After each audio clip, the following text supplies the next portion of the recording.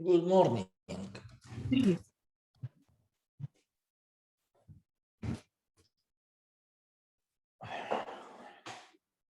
I'm still in the countryside, so bad uplift. Yeah.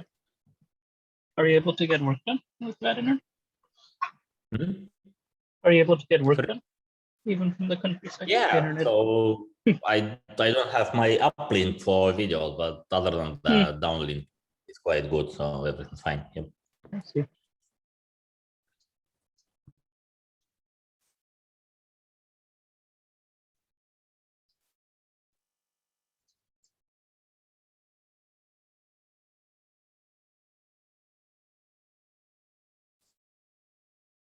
I got somewhat interested in getting our build to work offline because I was trying to do some coding in a doctor office.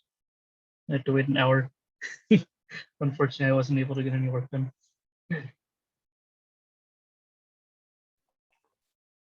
Working offline is fine, but those Yeah. videos, those Yeah. meetings. At least our instrumentation tests don't work. That's the problem. Yeah. That's sort of what my goal is to remove the external dependencies from our tests. Okay. Wouldn't be too bad. Fair. Yeah.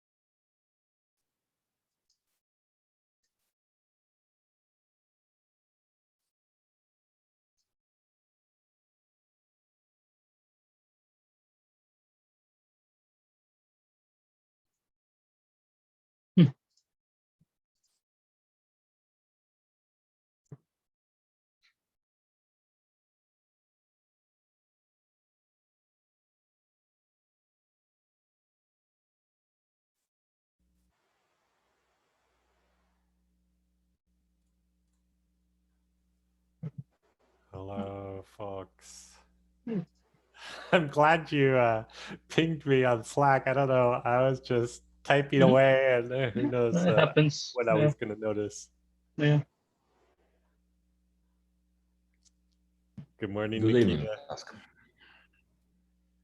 Are you still in the country? Yep, I am. Cool. This is like countryside in Estonia?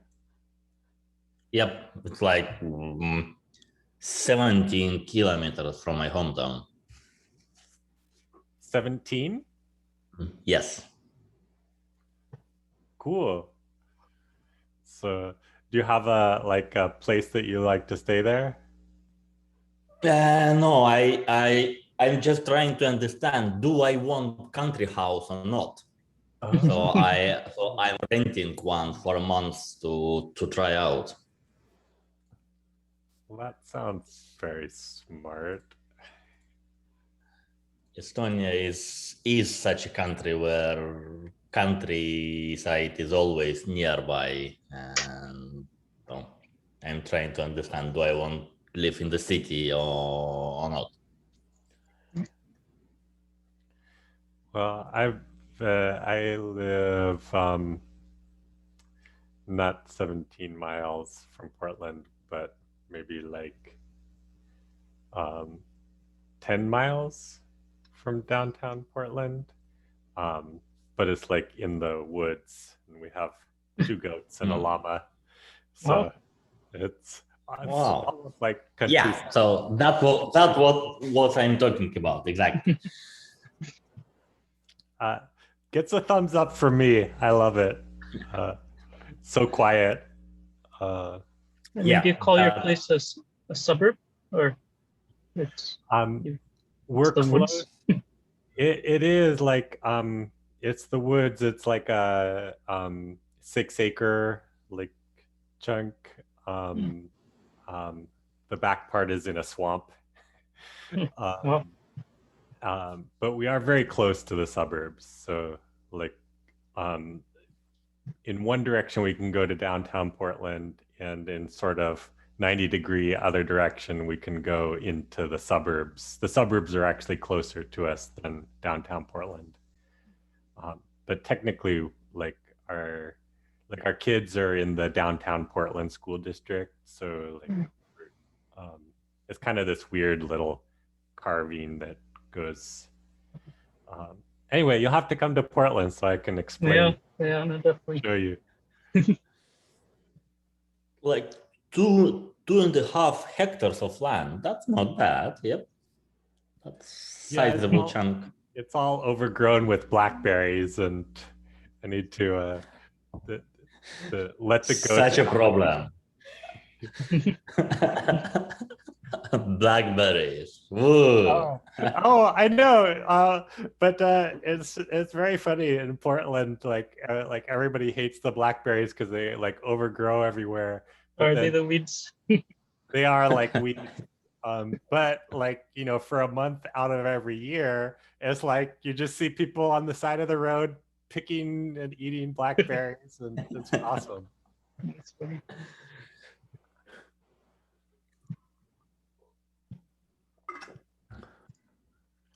All right, what do we have on the agenda? We have Anurag.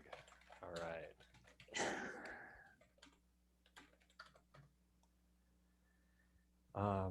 I put this on just to, it looked like there was some interesting span modeling discussion, but I didn't get a chance to read anything today.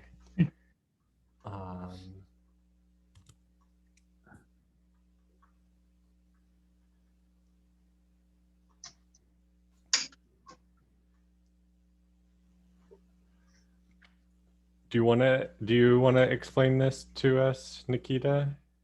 Give a summary. Do you understand? Do you know what this is about? Well, there is, yeah, point being, so whenever you read the message, when you consume the message, you always have a choice what a span for message processing will be. Will it be like local current span, current context, or will that be the context read from the message? Propagated via message. Right. And so Mateusz in this pull request for Sprint integration chose to have like local context to be a parent context. In the majority of like real messaging systems like Kafka and Rabbit integrations that we did, we had the context from the message to be a parent. Right. So is this an example where we know, like because sometimes we can't correlate it to the processing, right? We just have hey, somebody called receive and pulled a message, but there's no associated. The only, I mean, do you mean local context or propagated context? The propagated context, like say like the JMS integration, there's the poll based where Yes, yes. you- So, so uh, for we cannot use propagated context for batch operations because we have a lot of messages at once, so we cannot use it. And for polling, I still even think that if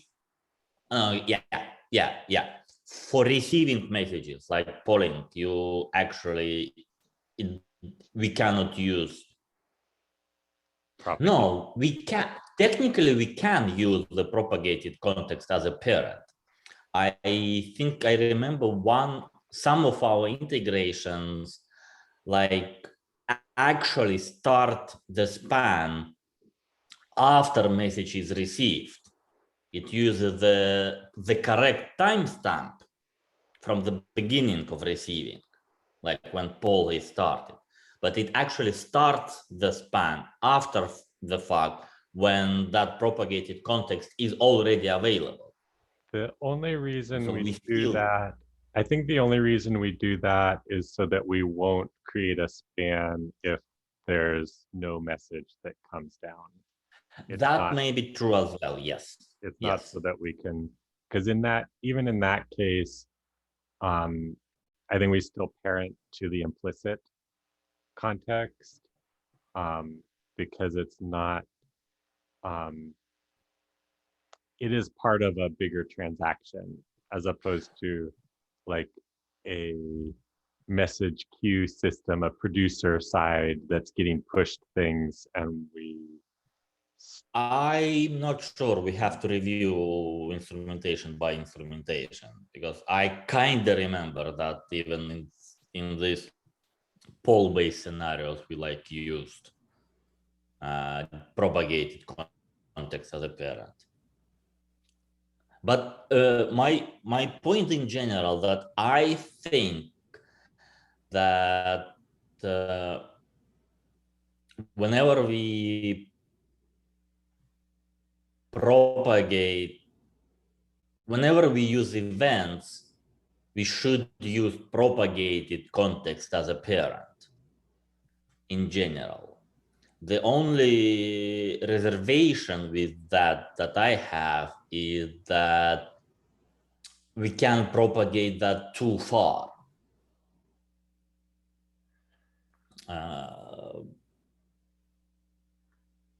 mean, you said something about events. well, no messages, events. That's well, I mean, event-based, messaging-based system anyway. Okay. In that sense, events. So in general, I think that using propagated context is the correct way. And I'm not sure I buy Mateusz' argument that this is not actually a messaging library. It's well, Sprint integration is indeed like just a bunch of channels to send things around.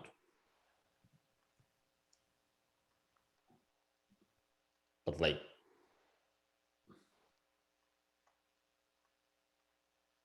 I'm looking for where the instrumentation is. Just skimming through the Spring integration page, seems to be closer to RPC than messaging. Like message is sort of an implementation detail of the RPC, I think. yeah, so that's essentially Mateusz's argument against that and using links, not parents. That's not exactly the message. So that's why we should use parent, right, instead of link. If it's like RPC, we want to model it like RPC.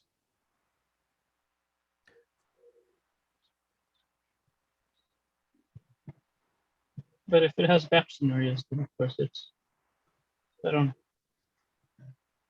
my skim of Spring integration, I don't think it has batch, but if it does, then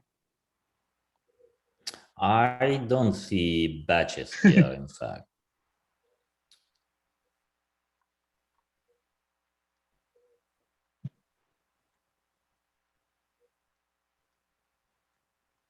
Well, yes, if we are talking actually about like sending messages from channel to channel, there is no local context anyway. Yeah, that's why I was kind of wondering, like, if it sounds like it's a message listener on the Spring side that just processes it, gets a message and processes it. Why would there be a parent?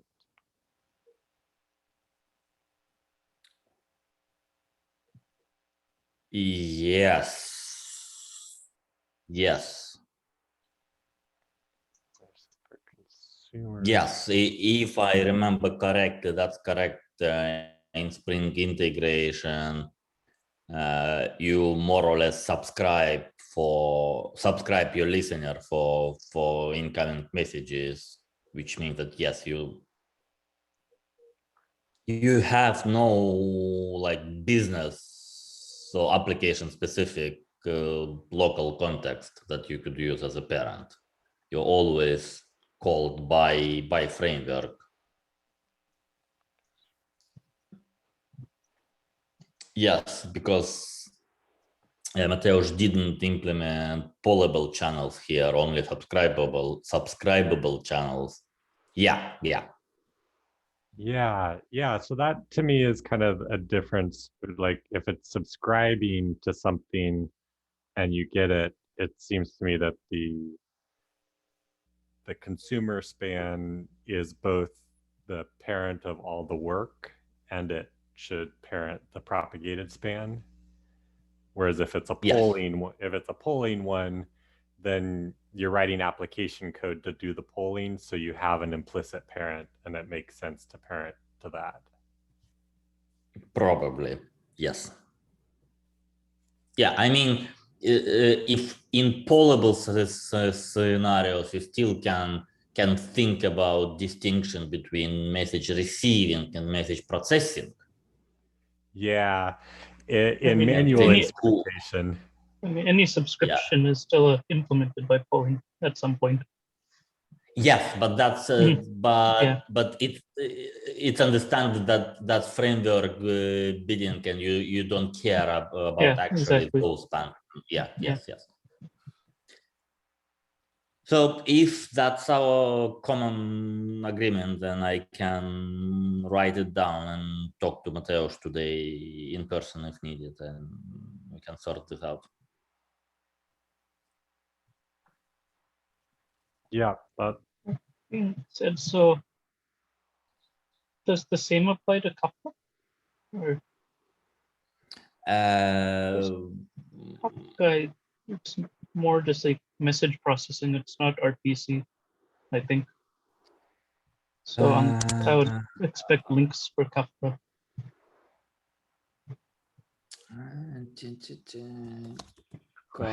You don't want to look at our Kafka instrumentation. I mean, it doesn't matter that much now, but I think we're comparing and contrasting to Kafka. That's sort of why I brought it up. And in my opinion, it does seem different. And how about Can we talk about JMS? You know about JMS? You can talk about it now. Well, yeah. I've never used JMS. Oh, okay. Or how about Kafka, Spring Kafka, where I guess this is sort of the point though here is to implement. I think that was even part of the motivation here was Spring Kafka, where yeah, go on. Where you have a listener, right? You register a listener. If you have a listener, then for me it's clear cut. If all that you expose is just listener to get message and you are not doing polling or whatever yourself, then you should use propagated context. That's it. In case of Kafka or JMS, when you actually call receive in a loop, That's Right. that's maybe interesting. And then So JMS I, has I two different, it has both listeners and polling. So in our JMS instrumentation for the listener one, we do that. We parent to the propagated, but on the polling one, we don't. We parent implicitly. And we do that thing where we wait to see if a message came back before we create the span. Doesn't matter if you can have multiple subscribers. So the reason why because there's a common case with Kafka or any of these messaging things where like you just dump your events onto the topic and then whoever listens to them does stuff. They could be very, very independent processes. Like they're not involved in the response. Like you might just have some analytics backend that's reading messages. So that feels like a link to me. And that's why. Hey, what? You said a leak? Link. Link. Oh, got it. Yeah, because it's not even related to the response. The response, like it's whether a message processing affects the response or not. I think that's sort of how we're supposed to differentiate parent versus link. In practice, I think it's too hard to do that in automatic instrumentation. that's exactly what I was trying to talk about in the beginning, that when should we stop actually propagated context? Because yes, indeed, some analytic system is not actually part of the original trace. It just uses the same message. And in that case, yes, links are more appropriate. And no, I don't think that we can do that automatically. We have to have some knob in our instrumentation that even maybe like topic specific. In this specific service, messages from that topic, please don't use propagated context. And semantic convention doesn't say about this distinction anything.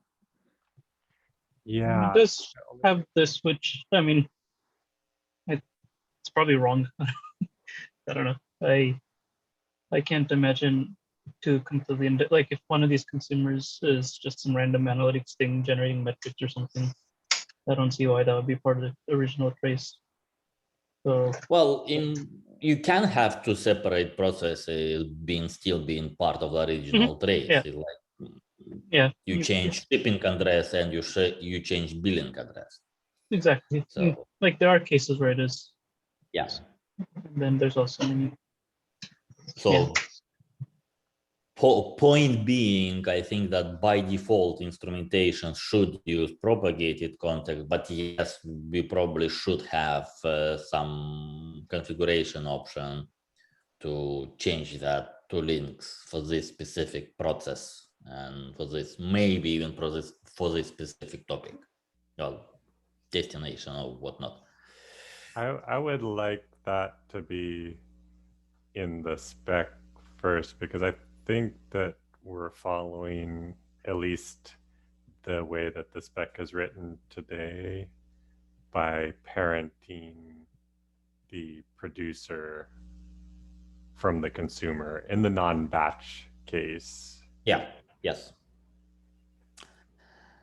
But I understand what you're saying about the question. I think it sort of depends on maybe, yeah, I guess it depends on what the user could want to see in their trace at the end of the day, which would, So I think, so it sounds like for the Spring integration though, parenting sounds like it makes sense.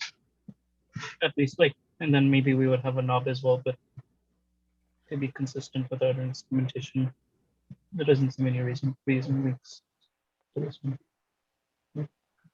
Agreed.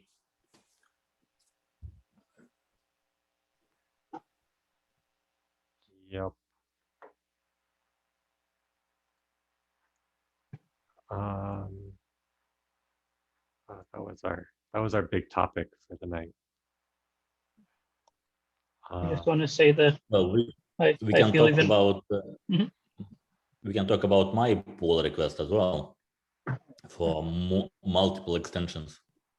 Oh, I haven't even seen that yet. Sorry, today I really was not. Well, what's important than just one file and probably even just one line.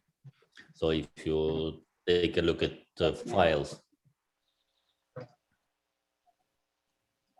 and find that extension loader,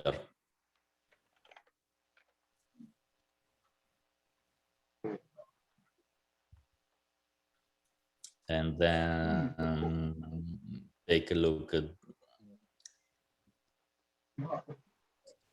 so those line 47 to 51, these are important.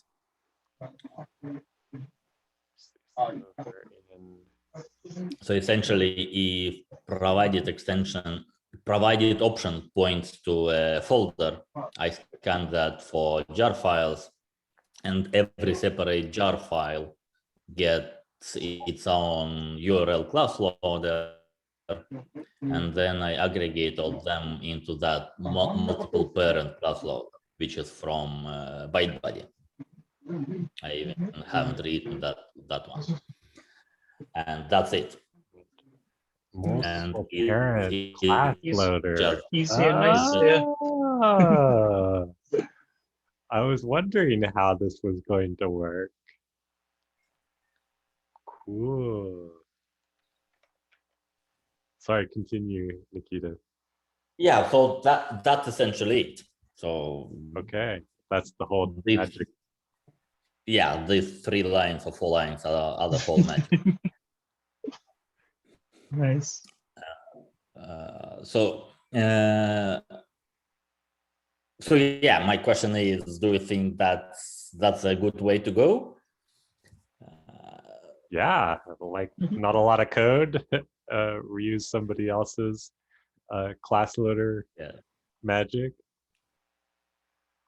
If it works, it looks great.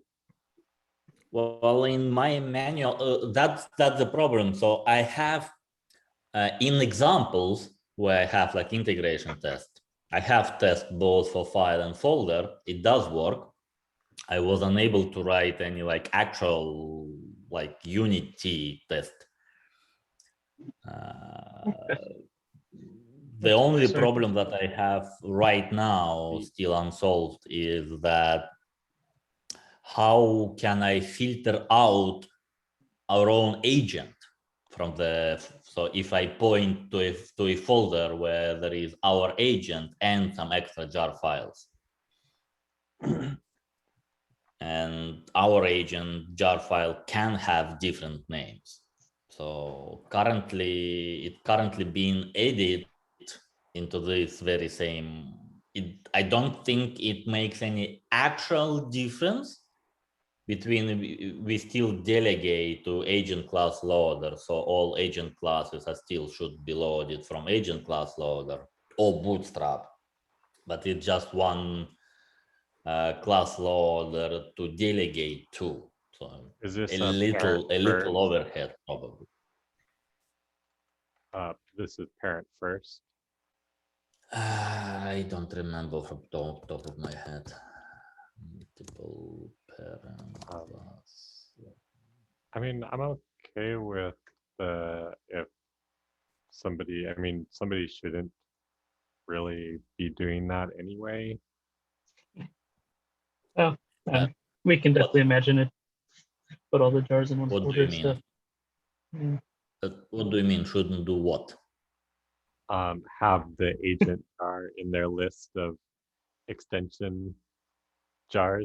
I mean, if you just point to a folder, it totally makes sense that all OpenTelemetry related jar files are in one folder. Both jar and both engine and extensions. So Fair. isn't that like doesn't the code location give us the jar path or something like that? Or? That's a good point. Yes, maybe. The current problem is that so we currently call all these class loader creations through reflection And so I have to pass that code location through reflection as well, which, well, I can do that. But I was thinking that as a separate pull request, I will try to remove that reflection. Laurie suggested during the previous pull request that reflection may be actually not needed, and I kind of believe him. I make a quick test that if Trask you care to open your ID and open agent, is that agent initializer? Yes, agent initializer.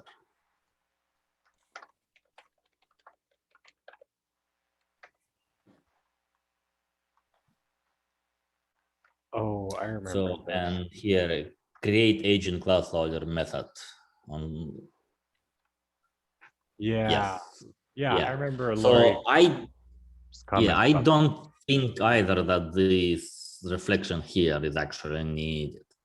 Right, because you just need it once to get into the agent class loader, and then this code could be run over. That's not even agent class loader. If you look at line 78, we try to load all that from the system class loader, and we are currently in system class load.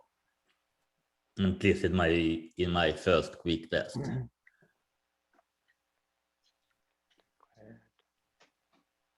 Constructor. Interesting.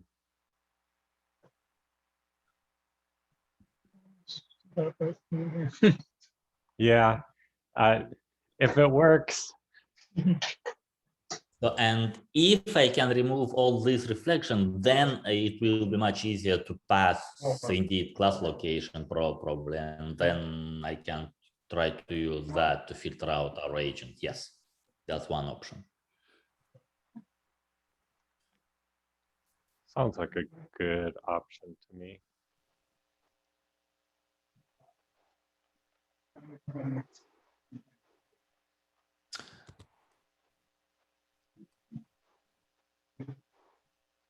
Yeah. Cool. Do you want to get this into our release? Definitely. Very much. Cool. All right. Should we plan maybe early next week for our release? Works for me. I was hoping to release the SDK today. Might end up tomorrow because one change is still needed. Oh, I- on the SDK. Yeah, I found Yeah. so we have that automatic API diff stuff. Oh, But we don't actually fail builds for that yet. But we do fail the release for it. And so there's one diff that didn't make it in. Oh. Now I should be able to see that under here, right? Because we get checked in. Where are they? Yep. Folder is called API diff. I think we put them in. Oh, under docs. Got it. Docs. And so you can see my newest PR where one of them was missed. Is this that open PR? Oh, because it doesn't get generated. It gets generated when running the check test, basically, and So I didn't something run it doesn't for run. this module in my Okay. PR, and the Okay. release does, and then the The release, release- it doesn't release- allow you to continue when the state is dirty, the git state or whatever. So if something gets Nice. generated, then it fails. Yeah. That's good. Yeah, because I remember when hearing about that it was not auto-generated, sort of like it had to be Mhm. done by the developer.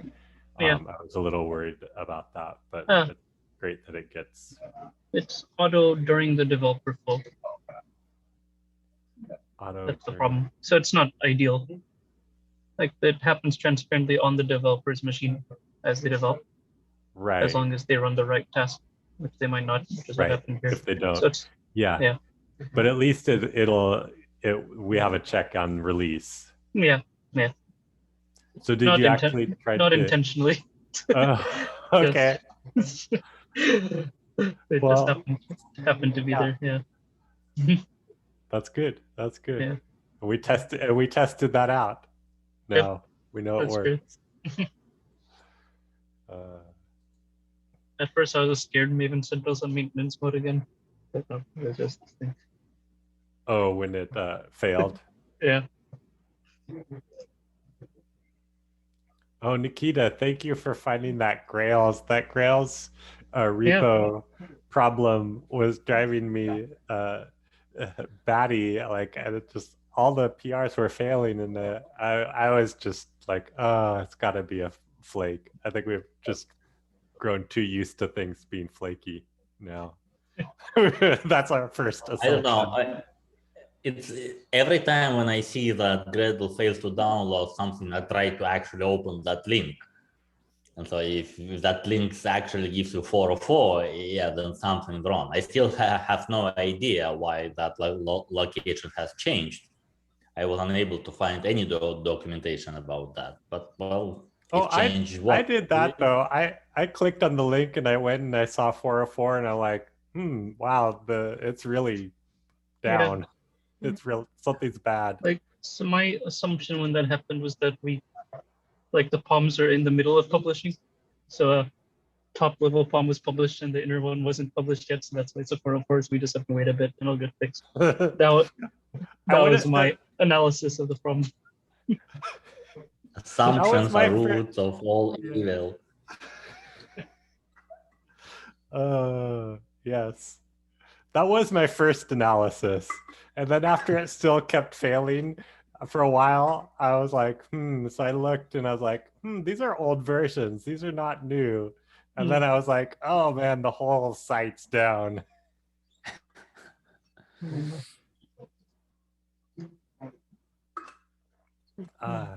Maybe just a quick talk about the HTTP client test here.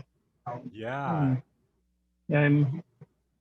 I was always super convinced, but even more convinced than ever that Netty instrumentation is just a major pain. It wasn't so I thought there might be a bug in the instrumentation, but I realized it's not the instrumentation, it's just the way that the tests send requests. The problem was that since we end the span after the response is consumed, if our tests don't consume the response, the span doesn't get completed.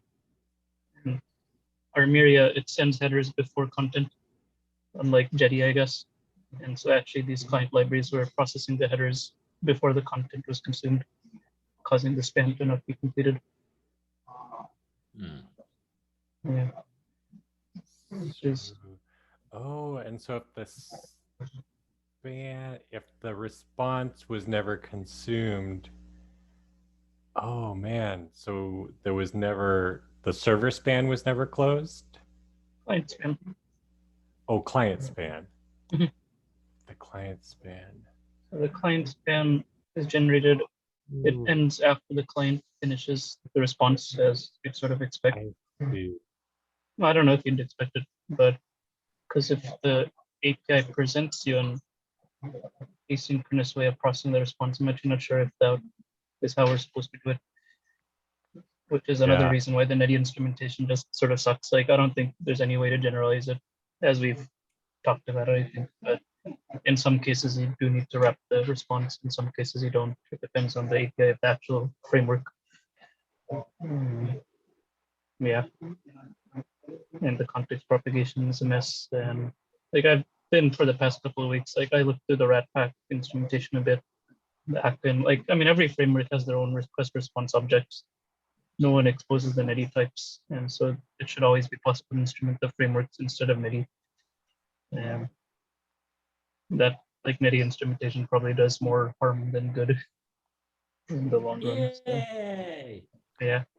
It'll just it'll be work. We're gonna have to re-instrument these frameworks, but it's definitely an important thing to do at some point. Ratpack is Yeah. definitely on my mind. Like that's the next one I want to try, and just gradually try to get rid of these Ratpack or these Netty instrumentations. Because I mean, the killer thing is that we can't trace HTTP2 for any of these clients, which is a big bummer for a lot of users, I'm sure. So it's actually quite important that we get out of this state where we're relying on Netty HTTP1 or Vertex, or like Armory is the only one where it works because we don't use the Netty instrumentation there. And it's time to do the same thing for other frameworks, I think. Webflux, do we wrap? Do we have? I forget. Oh, am I still sharing the whole screen? We always called Webflux, but yesterday I was looking up, I guess it's something called Reactive Web Client. Is the Spring Netty client. Webflux instrumentation just server side. Oh, right. The web. Okay, and this is our client, but it's But I don't know. oh if no, we this need is to map REST. that. Yeah. So we have.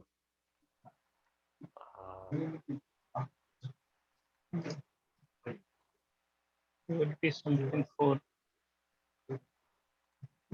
Reactive Web Client.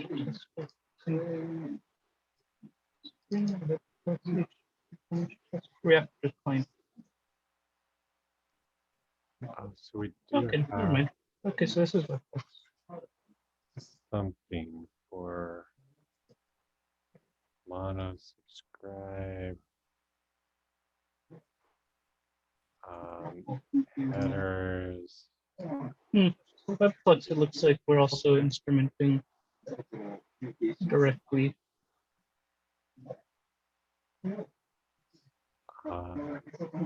Instead of relying on the Netty. For the client, for the Mhm. server, I think we rely on Netty currently, but we could. That shouldn't be hard to fix. Yeah. Spring is always the odd one because I don't know if we're supposed to fix it or Martin is supposed to fix it.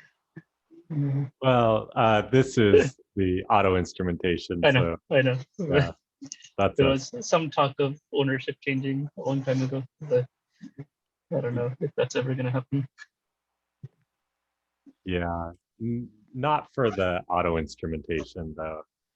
I don't think they By the have. way, that's a side question that I wanted to ask someday. Do we actually want to write instrumentation for things which is already kind of should be supported by Spring Sleuth? I mean, auto, no auto. If Spring Sleuth already have integration for both span creation and propagation, should we do anything at all? Should we at all care about Spring support / instrumentation, or just say that's Spring Sleuth headache? For my personal answer for auto instrumentation for the Java agent is yes, I care a lot about the Spring auto instrumentation because So I have a lot of. if we can apply Sleuth automatically, but not have much code in our repo, for me, I think that's the ideal. Yeah. I mean, but why? I mean, if user can just about just Spring framework, then yes, maybe. But if we already talking about Spring Boot, Spring Cloud thingies, it's easy for application developer to just have Spring Sleuth and be done with it. Is it easier? I mean, they have to add it to their app, right? Well, yes, but okay. So it's not maybe not easier, but easy. It is easy. And so we kind of have a duplicated effort with Spring Sleuth, or That's true. maybe I we mean, have. they instrument lots of stuff like MongoDB and whatnot also, right? No, okay, yeah. So if they instrument, we cannot rely on MongoDB instrumentation because that's not like Spring ecosystem specific. But for Spring Webflux, for example, if we can just say we don't do anything, almost anything, because Spring Sleuth is doing that, so why should we do anything? Because there's a lot of Spring Webflux out there, and a lot of people who can't or don't want to crack open their app and make changes to it. I still don't understand that user base. But Isn't that your customer? Right? That your Yeah, customers are all is that super not enterprise. the people who pay Splunk the big bucks Yeah. to make all their problems go away? yes, but still, I don't.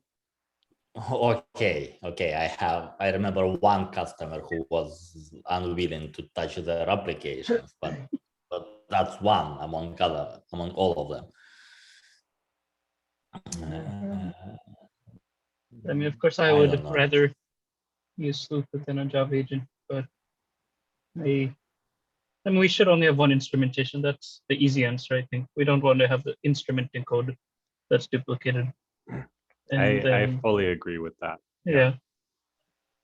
And then Sleuth should be able to apply it, and then probably Java agent should also be able to apply it to the users that can't use Sleuth for whatever reason.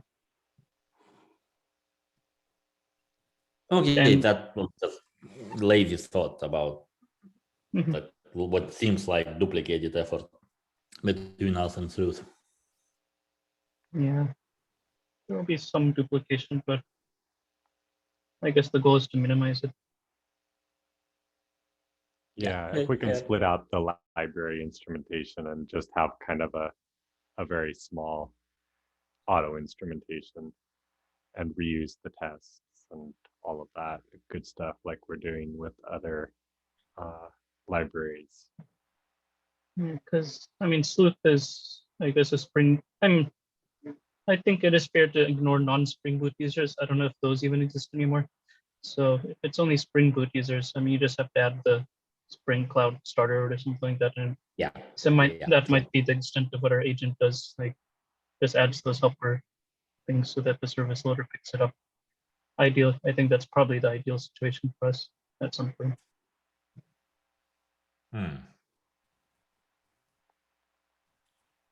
I just don't trust the Sleuth instrumentation much right now because I'm sure their OpenTelemetry Brave shim thing introduces a lot of weirdness also. That's the main problem right now. But okay, so sorry, that was sidetrack.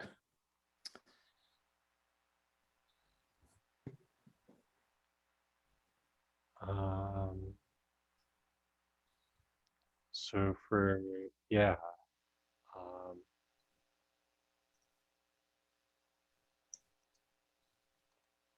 Netty, yes, I think we're all on. Yeah, looks like I'm finally getting some green belts. I'll go ahead and delete the rest of the stuff afterwards. I think effectively, like our Miria's server builder API is the same as what we have this thing called test HTTP server. So that thing's going to go away if we just use server builder. Yeah, that's great. I like the I did skin. I saw the Armeria shaded for testing. I almost gave up. I was like, oh crap, is this just not possible? And then once the Netty test didn't work, but we should probably shade anyways. So I might get the solution. Yeah.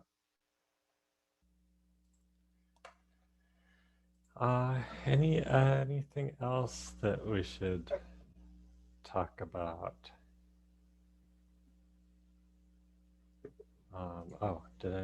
Do I need to hit the merge button on this? Did I do everything? Oh no, there was a question. Yes, I will do that tomorrow.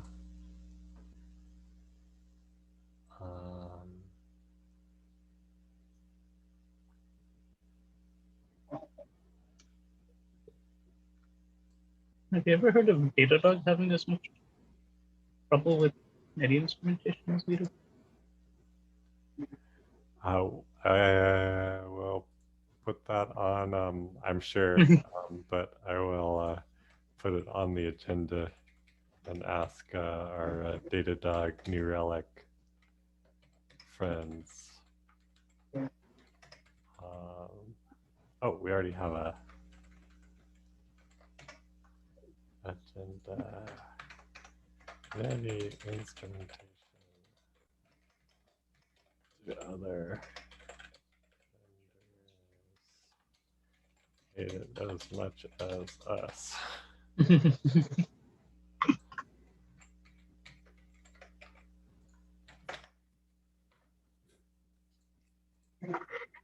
Instrumentation die in fire.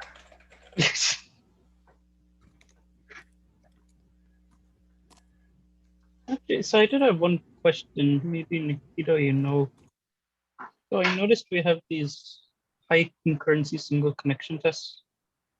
I was Mhm. wondering how that's even possible for NetDB instrumentation, where you know that it's not supposed It's to not. work.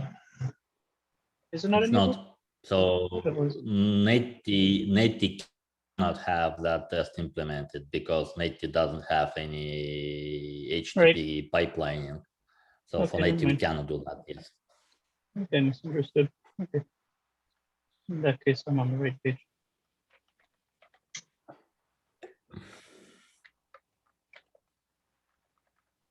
Oh, is it? It's an opt-in, I guess.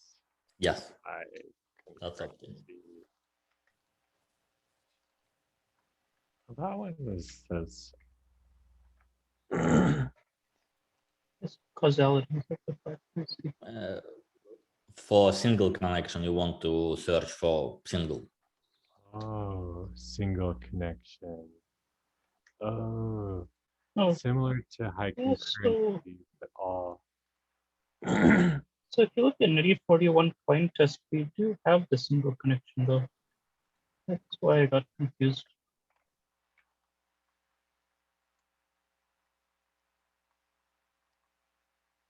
It does not actually support.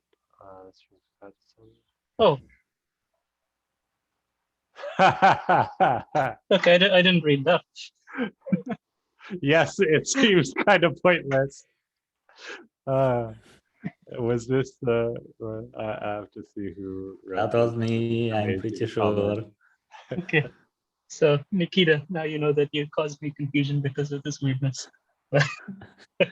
Well, just Okay. just read the Comment. read the comments. No, so we should move the It's a comment probably beautiful into comment. create single connection would have been a better spot for the comment, I guess. Yeah. Okay, There we go. Yeah. now it makes much more sense. Yeah, yeah.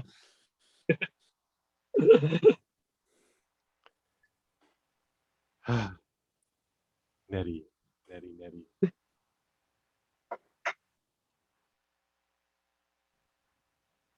All right.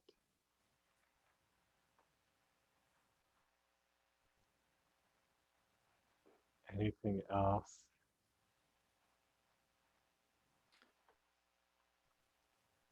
If not, let you all get on with your days. Have a good night. All right. See you soon. Bye.